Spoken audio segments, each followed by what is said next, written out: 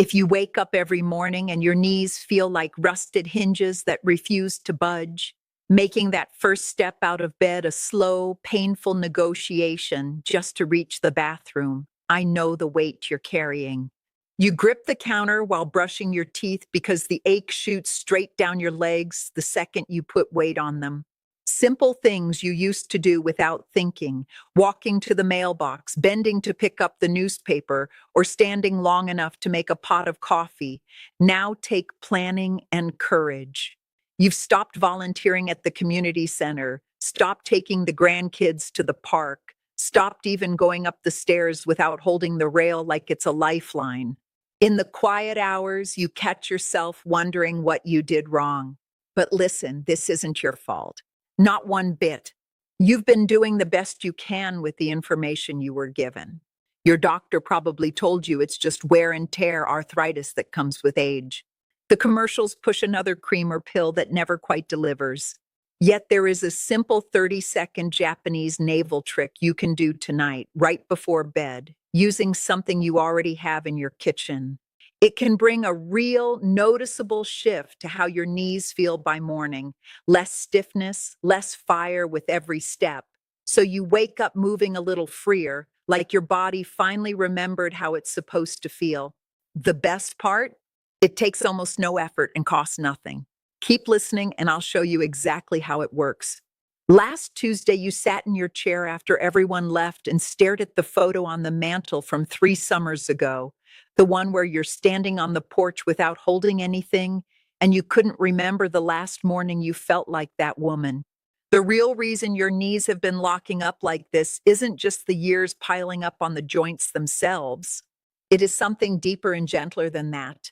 Your body has a central point right at the navel that acts like the main gateway for nourishment and calm to flow into every part of you. In the old Japanese tradition passed down to me, they saw the navel as the quiet center of the body, a doorway. When you place the right thing there at night, it slips straight into the parts of you that have been crying out for help, skipping all the slow paths the creams and pills have to take. Think of your whole system like an old wooden wagon that has been traveling the same rough roads for decades. The wheels, your knees, start squeaking and sticking, not because the wheels are broken beyond repair, but because the central axle and the oil that keeps everything turning smoothly have gone dry at the hub. And here's the part that will make you lean in closer. When you finally give that hub exactly what it's been starving for, the relief doesn't creep in slowly.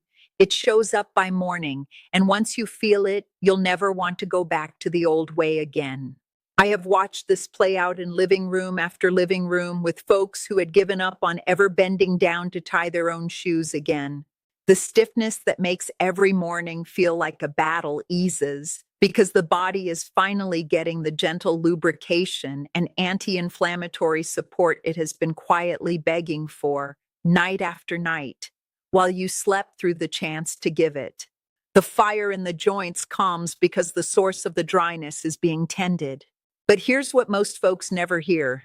Every year you leave that central dryness unattended, the body has a harder time finding its own way back to easy movement.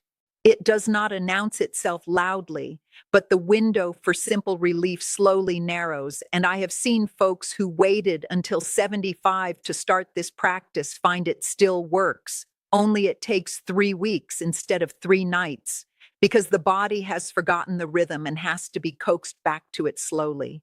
That is why so many of the rubs and exercises you have tried never gave you more than a few hours of quiet. They never reached the central point. I want to tell you about one woman who came to me feeling exactly the way you do right now, so you can see what this looks like when someone finally tries the real thing. Eleanor was 68 years old and lived in a quiet neighborhood outside of Pittsburgh. She had spent 30 years as a school librarian, always on her feet shelving books and chasing after little ones during story time. For more than a decade, her knees had been her constant companion in the worst way. You could see it in the way her shoulders stayed hunched even when she sat down, the way her eyes looked past you when she talked about missing the park with her 2 granddaughters, like she had already accepted that this was just how life would be from now on. She told me she would wake up and sit on the edge of the bed, counting to 60 in her head 3 times before she trusted her legs enough to stand. And on the bad mornings, she'd reach for the coffee mug she kept on the nightstand because the walk to the kitchen felt like crossing a river. The park walks with her granddaughters had stopped completely. She missed the simple joy of bending down to help them pick flowers or chase a ball. She had tried every cream on the shelf, every pill the doctor suggested, even the physical therapy exercises that left her sore for days. Nothing gave her more than a day or two of partial relief before the familiar grind returned. She was tired, not just in her body, but in her spirit. And that same heavy resignation is what I see in so many of you watching right now. What she didn't know that first afternoon, what almost made her cancel our second conversation, was that the very thing her doctor had warned her against trying was the exact thing about to give her back the park bench her granddaughters waited at every Sunday. I showed her this simple navel practice and told her to do it every night before bed, the same way I am going to show you. She started that very evening. But here's what I still think about every time I tell her story. That single 30-second practice wasn't the whole answer. It gave her the quick win she needed to get moving again, yet the reason the pain kept trying to come back had been hiding deeper down the whole time. And once I showed her the missing piece that keeps the inflammation from returning, she didn't just feel better for a week. She got her life back for good. Stay with me and I'll show you that piece too. That is what this tradition can do when you give it the chance, and what the next 10 years of stiffer mornings will look like if you keep waiting for the creams and pills to do a job they were never built to do. Now I am going to walk you through exactly how Eleanor did it, the same way I sat at her kitchen table and showed her, and you can start it tonight with what you already have at home. But before I do, you need to know one tiny detail that makes the difference between a night that feels like every other night and the first morning in years where your knees actually feel like they belong to you again. That detail is the one most people miss, and you'll see it in step 3 when I tell you why most folks pull the cotton ball away in the morning the wrong way and waste half the night's work. First, choose a good extra virgin olive oil. And before you think that's it, and understand this. It isn't the oil alone doing the work. It's where you place it and how the navel pulls it inward overnight that changes everything. The same oil rubbed on your knees directly does almost nothing, which is why so many people have tried this in the wrong spot and given up. The kind that feels rich and smooth when you rub a drop between your fingers is what you want. You only need a small amount, maybe a teaspoon or two, nothing fancy or expensive. Because the power isn't in how much you spend, but in how you use it. Pour a little into a small clean bowl or even the cap of the bottle. Next, take a clean cotton ball, the soft kind you probably already keep in the medicine cabinet. Gently pull it apart just a little so it is fluffy but still holds together. But here's the key that most people miss. Dip it into the olive oil until it is nicely soaked, not dripping but fully moist, so it carries enough nourishment to work while you sleep without making a mess. Now sit or lie down comfortably wherever you do your evening routine. Take a slow breath. With clean hands, place the soaked cotton ball directly over your navel.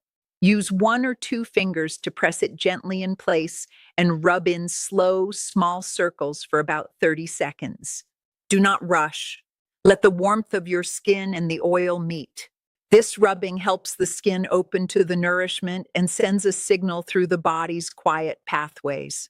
You might feel a subtle warmth or nothing at all, and both are fine because the part that matters isn't what you feel in those 30 seconds. It's what's about to happen in the 6 hours after you fall asleep, when your body finally has uninterrupted time to draw that nourishment in. But the cotton ball alone won't make it through the night, which is why the next step is the one that holds everything together. After the gentle rub, take a piece of ordinary adhesive tape, the kind you use for bandages, or even a small square of medical tape if your skin is sensitive. Place it right over the cotton ball to hold everything securely against your navel. Press the edges down gently so it stays put through the night but is not too tight. You do not want any pulling or irritation when you move in your sleep. Then simply go to bed as usual. Leave it there all night. In the morning when you wake, remove the tape and cotton ball carefully. You can rinse the area with a little warm water if you like, though most people find the oil absorbs completely and leaves no residue, which is one of the small signs your body is actually taking in what it has been missing. The whole practice takes less than a minute once you get the rhythm, but the first night is where most people make the one quiet mistake that delays the relief by 3 or 4 extra mornings. Do this every single night for at least 7 to 10 days because your body has been running on empty at this central point for years, and one night of nourishment is like one glass of water poured on a cracked desert floor.